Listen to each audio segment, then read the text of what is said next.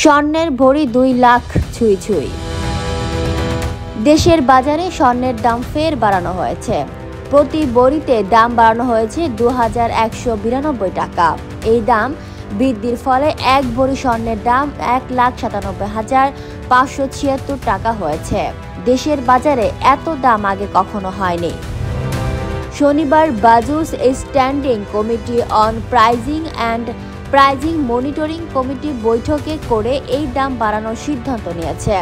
পরে কমিটির চেয়ারম্যান মাসুদুর রহমানের সই করা বিজ্ঞপ্তিতে এই তথ্য জানানো হয়।